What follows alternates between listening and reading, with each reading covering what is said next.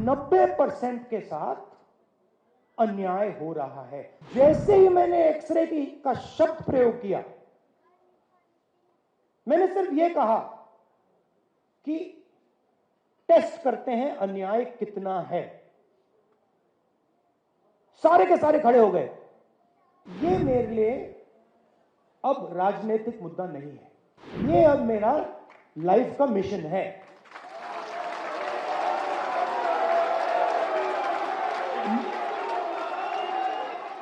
जाति जनगणना को कोई शक्ति नहीं रोक सकती है।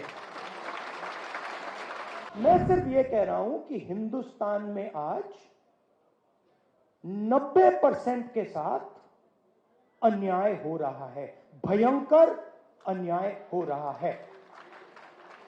अब मैंने यह भी नहीं कहा, आज तक मैंने यह भी नहीं कहा कि हम कोई एक्शन लेंगे। मैंने सिर्फ यह कहा है कि देखिए, यह पता लगाते हैं कि कितना अन्याय हो रहा है। इसका तो कोई इतराज नहीं होना चाहिए। अगर आपको चोट लगे और मैं आपसे कहूं, भैया शांत हो जाए जरा, और मैं आपसे कहूं कि देखिए इनको चोट लगी है, एक्सरे करा लीजिए, तो एक्सरे से किसी को इतराज तो नहीं होना चाहिए ना।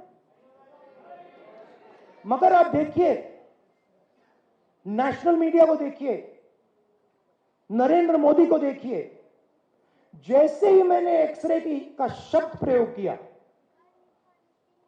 मैंने सिर्फ यह कहा कि टेस्ट करते हैं अन्याय कितना है, सारे के सारे खड़े हो गए। देश को तोड़ने की कोशिश हो रही है, देश को बांटने की कोशिश हो रही है। एक्सरे से क्या बटेगा, कैसे बटेगा? एक्सरे से सिर्फ 90% को यह पता लगेगा कि उनकी भागीदारी कितनी है। अब सारे के सारे देशभक्तों को यह अच्छा लगना चाहिए।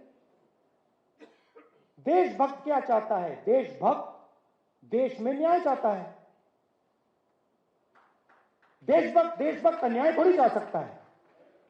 देशभक्त चाहता है कि हिंदुस्तान आगे बढ़े, देशभक्त चाहता है कि हिंदुस्तान एक दिन सुपर पावर बने, जो भी जैसे भी आप कहना चाहो। तो अगर आप सुपर पावर बनना चाहते हो, चाइना से मुकाबला करना चाहते हो, तो 90% शक्ति का प्रयोग तो करना पड़ेगा। अगर आप 90% की शक्ति का प्रयोग ही नहीं करोगे तो कैसे बनोगे?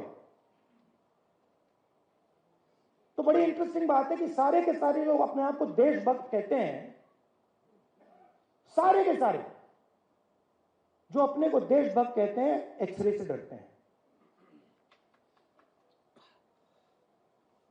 मोदी जी ने 10 साल देश को कहा कि मैं ओबीसी हूं। जैसे ही मैंने एक्सरे की बात की, जाति जनगणना की बात की, नरेंद्र मोदी कहते हैं जाति नहीं।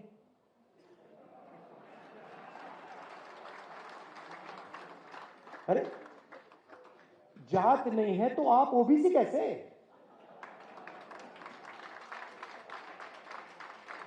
फिर आपको उस टाइम कहना था मेरी तो कोई जात ही नहीं है। और फिर कहते हैं हिंदुस्तान में सिर्फ 2 जात हैं, अमीर और गरीब। ठीक है, अगर आप ये बात मानते हो कि हिंदुस्तान में सिर्फ 2 जात है, अमीर और गरीब, तो मैं आपसे कहता हूं कि गरीबों की लिस्ट निकालिए, उसमें आपको ओबीसी, दलित, आदिवासी मिल जाएंगे। और अमीरों की लिस्ट निकालिए, उसमें आपको एक दलित, एक आदिवासी, एक पिछड़ा नहीं मिलेगा, नहीं मिलेगा। तो ये मेरे लिए अब राजनीतिक मुद्दा नहीं है, ये आप बात समझ लीजिए। ये अब मेरा लाइफ का मिशन है।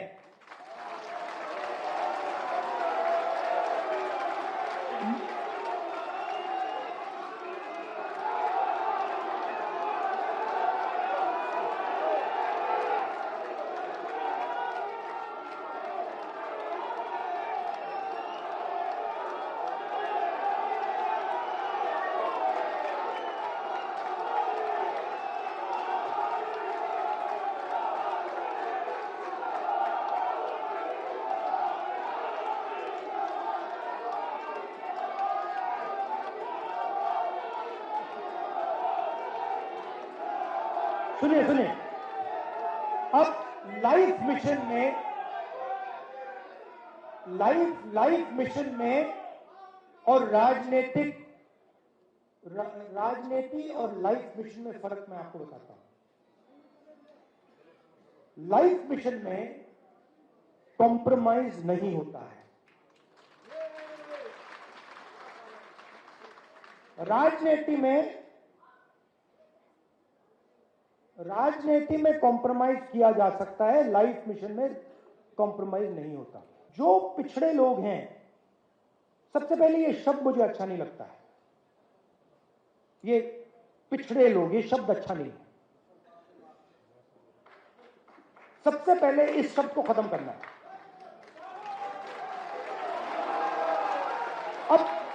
अब इसका मतलब क्या है?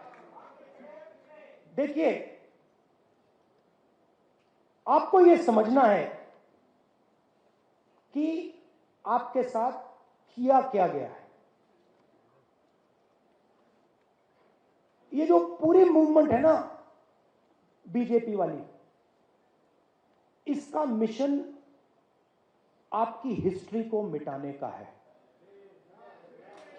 कि आप लोग अपनी हिस्ट्री ना पहचानो और ना समझो। तो एक प्रकार से आपको बीते हुए समय से काट दिया गया है। यह हुआ है आपके साथ, और आपकी हिस्ट्री है। आपकी हिस्ट्री फूले जी हैं, अंबेडकर जी हैं, नहीं, अंबेडकर जी हैं, मगर वो बहुत चुने हुए लोगों की हिस्ट्री है, 2, 3, 4 लोगों की हिस्ट्री है। मगर एक्चुअली फूले जी जैसे करोड़ों लोग थे जिन्होंने अपनी पूरी जिंदगी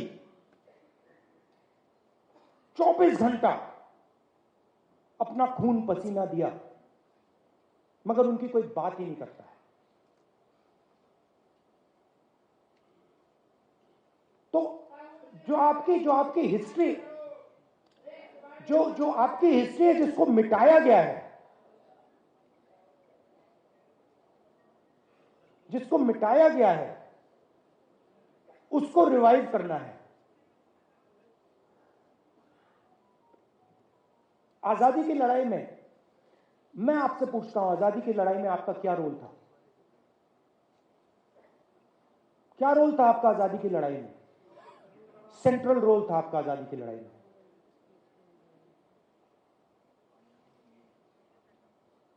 आजादी की लड़ाई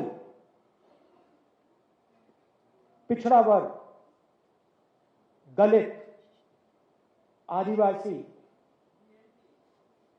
इन सब ने लड़ी, मगर कोई मेंशन ही नहीं। माइनॉरिटी भी।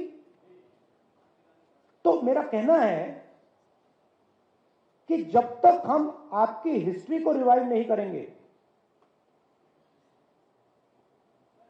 जब तक आपकी एक बार फिर जड़ नहीं लगेगी, हिस्टोरिकल जड़ नहीं लगेगी, तब तक यह लड़ाई नहीं लड़ी जा सकती। मगर यह एक बात समझ लीजिए कि जो मैंने आपसे पहले कहा, यह मेरे लिए राजनीति नहीं है, यह मेरे लिए लाइफ मिशन को छोड़ने वाला नहीं हूं मैं। और मैं गारंटी करके कह रहा हूं, जो कांचा जी ने कहा, आप लिख लो,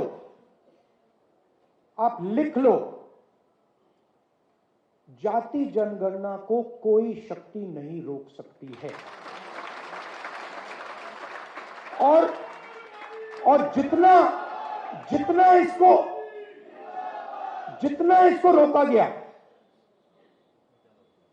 इसको रोका गया, उतनी तेजी से, उतनी फोर्स से ये वापस आएगा।